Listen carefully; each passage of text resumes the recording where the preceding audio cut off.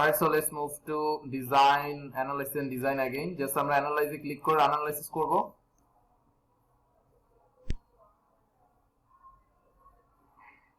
So it will take some time. Let's wait for a while.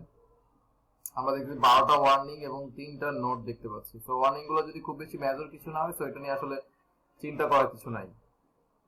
তারপর চেষ্টা করতে হবে প্রত্যেকটা ওয়ার্নিং সম্পর্কে বোঝার জন্য।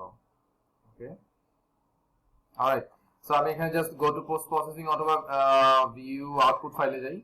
ভিউ আউটপুট ফাইলে যাই, দেওয়ার পরে আমরা যদি ওয়ার্নিং এ যাই তাহলে দেখতে পাবো কি, গ্রেট।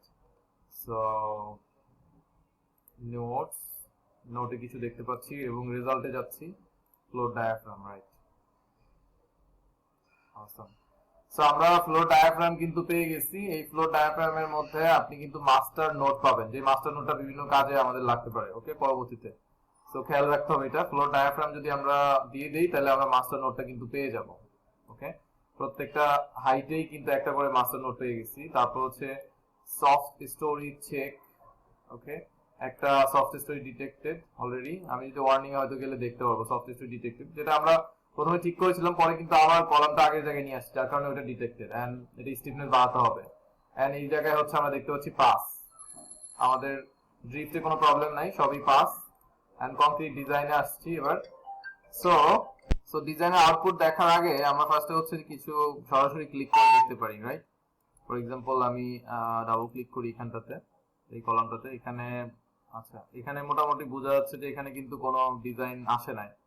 সো আমি যদি একটু উপরে ক্লিক করি, হ্যাঁ, এখানে ডিজাইন আসছে। তার মানে নিচের দিকে এটা কিন্তু ফেল, যেহেতু এটা ডিজাইন আসে নাই। সো এটা আমরা ধরে নিচ্ছি ফেল। এরপর হচ্ছে এটাতে যাই, এটাও পাস করেছে। দেখেন এটার রিইনফোর্সমেন্ট পার্সেন্টেজ আছে হচ্ছে 4.233 পর্যন্ত, রাইট। 4.233% পর্যন্ত, 4%-এরও বেশি রিইনফোর্সমেন্ট লাগতেছে, ওকে।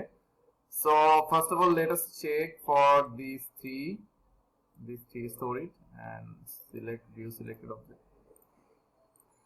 and আমরা এখান থেকে আসলে চেক করতে পারি যে অবস্থাটা কি, হ্যাঁ। সো ডাবল ক্লিক করি, এখানে এটা আসলে ফেল, এন্ড এটাও ডাবল ক্লিক করি, এটাও ফেল। এগুলো মোটামুটি ধরা যায় যে ফেল। এক সাইড যদি ফেল হয় তাহলে বোঝা যাচ্ছে যে অন্য সাইড অবশ্যই হয়তোবা ফেল থাকবে, কারণ এটা সিমিলার বিল্ডিং, রাইট। মোটামুটি নিচের দিকে কোনো কলামই আসলে ওইভাবে পাস করতেছে না, ঠিক আছে।